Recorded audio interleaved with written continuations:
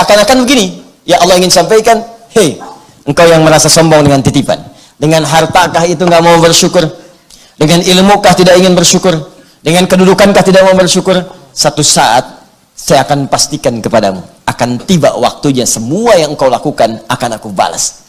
Dan aku pastikan kepadamu, waktunya akan begitu dekat denganmu. Waktunya akan begitu dekat denganmu. Begitu kematian datang, aku dekatkan semua apa yang telah kamu lakukan kepadamu. Makanya banyak amalan-amalan kita itu, maaf ya, di penghujung hidup kita saat sakaratul maut ditampakkan oleh Allah Subhanahu wa taala untuk menunjukkan kedekatan balasan itu dengan apa yang telah kita kerjakan. Jadi kalau terbiasa berbuat jelek, nanti semua ditampakkan. Makanya banyak orang-orang berbuat maksiat itu di hujung hidupnya itu sebelum wafat seringkali melakukan sesuatu yang kadang tidak sadar bagi kita untuk memahaminya. Ada yang teriak-teriak, ada yang ketakutan, ada yang macam-macam dan sebagainya. Karena ditampakkan perbuatan-perbuatan kebiasaannya. Maka kalau ingin tenang, biasakan yang baik-baik. Sholat, baca Quran. Makanya panggilan wafatnya pun tenang. Ya ayyatuhan nafsul mutmainnah. Hei jiwa yang sedang tenang. Kenapa tenang dia? Karena ditampakkan semua kemuliaan amalnya. Saat ditampakkan, itu ditampakkan surganya. Saat terbayang surga dengan keindahannya, tak sadar nyawanya sudah keluar dari tubuhnya. Ada yang dicabut sampai nggak kerasa, cabut aja, tenang pulangnya. Makanya panggilannya hei jiwa yang sedang tenang. Saking tenangnya wafatnya nggak kerasa, udah meninggal aja ya, tiba-tiba nunduk aja ya. Kan beda antara nunduk ngantuk dengan wafat tuh ya. Lain ya. Dulu ada seorang yang penjaga masjid, soleh orangnya, luar biasa, masya Allah. Di satu tempat lah ya, saking solehnya itu Allah kirimkan seorang hamba dari Timur Tengah. Saya nggak perlu sebut dari negara mana. Ini nyata, bisa nyata. Saya pernah sholat di masjid dia. Datang orangnya ke daerah beliau itu dan mengatakan, saya ingin bangun masjid di sini dan Anda yang harus merawatnya. Saya sampai bengong itu, berapa detik tuh, masya Allah, ini luar biasa amalan orang ini.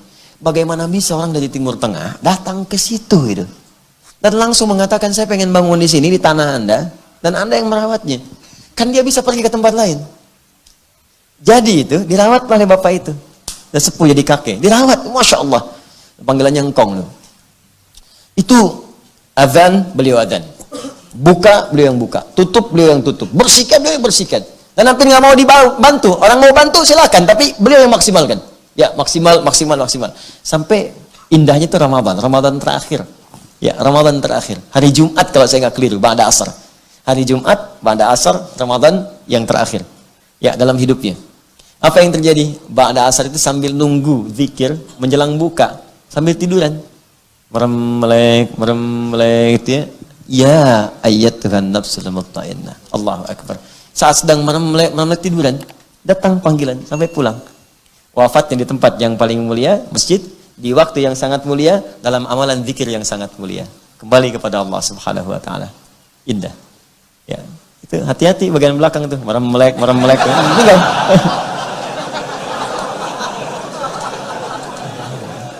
Baik. Nah, jadi saya simpulkan dulu, kalau ada titipan dalam bentuk apapun, maka rasakan bahwa semua itu punya siapa? Allah. Punya Allah. Semua itu milik siapa? Allah. Milik Allah yang dititipkan kepada kita, kita merawat. Jangan sampai milik Allah saja. Nanti pulang dari sini orang bawa motor Anda, mobil Anda. Anda bilang, woi, hati-hati motor, milik Allah, Pak. Tidak ada hukumnya di situ. Ada hukumnya. Ya, saya punya dulu ada beberapa titipan wakaf itu ya, ada kamera, ada macam-macam, dibawa sama sekelompok orang. Ya, saya katakan, itu barang wakaf. Kan wakaf itu milik umat katanya. Siapa aja boleh pakai. Waduh, kalau cara berpikirnya begitu, barang-barang di masjid habis semua gitu kan, karena milik umat.